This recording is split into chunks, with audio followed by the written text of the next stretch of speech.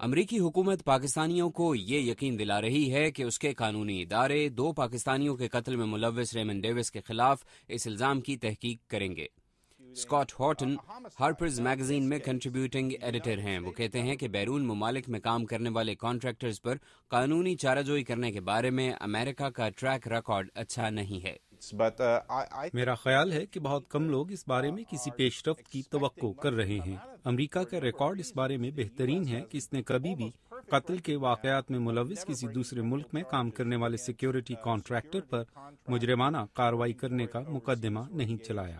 دوسری بات یہ ہے کہ یہ بھی واضح نہیں کہ امریکی عدالت میں اس طرح کا مقدمہ چلانے کے لیے کوئی قانون موجود ہے۔ واشنگٹن کے ایک تحقیقاتی ادارے وڈرو ولسن سینٹر کے مائیکل کوگل مین ریمنڈ ڈیوس کی رہائی کے باوجود امریکہ اور پاکستان کے تعلقات میں بڑی تبدیلی کے بارے میں پرامید نہیں۔ امریکی فوج پر افغانستان میں بہتر نتائج لانے کے لیے جو دباؤ ہے، اس کی وجہ سے امریکہ اور پاکستان کے تعلقات مزید خراب ہوں گے، اور ہمیں یہ نہیں بھولنا چاہیے کہ صرف چند مہینے پہلے امریکی وزیر خارجہ ہلری کلنٹن نے کہا تھا کہ اگر امریکہ یا اس کے شہریوں پر کوئی حملہ ہوتا ہے جس کی تیاری پاکستان میں کی گئی تو اس کے نتائج خطرناک ہوں گے۔ بدقسمتی سے ہم جو دیکھ رہے ہیں کہ پاکستان میں موجود چند دہشت گرد تنظیموں کی پہنچ اب دنیا بھر میں ہے، اور وہ کبھی بھی کچھ بھی کر سکتی ہیں۔ پاکستان کا یہ موقف ہے کہ ایسی تمام تنظیمیں پاکستانی حکومت کے بھی خلاف ہیں اور وہ ان کے خلاف کارروائیاں کر رہا ہے۔ اسکاٹ ہارٹن کہتے ہیں کہ ریمنڈ ڈیوس کے معاملے پر پیدا ہونے والے حالات کے باعث ISI اور CIA کے تعلقات اور پاکستان میں CIA کی سرگرمیوں کے پیمانے طے کر لیے گئے ہیں۔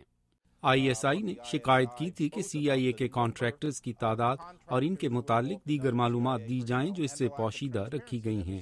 انہیں نہیں پتا تھا کہ امریکی خفیہ ادارے کے اہلکار کون ہیں، وہ کہاں ہیں اور ان کی تعداد کیا ہے۔ میرا خیال ہے کہ یہ بہت واضح ہے کہ CIA پر زور ڈالا گیا کہ وہ یہ معلومات ISI کو فراہم کرے۔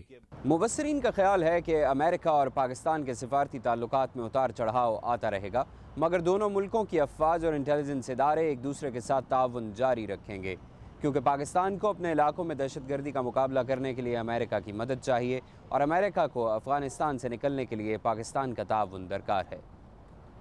محمد عاطف، اردو VOA، واشنگٹن۔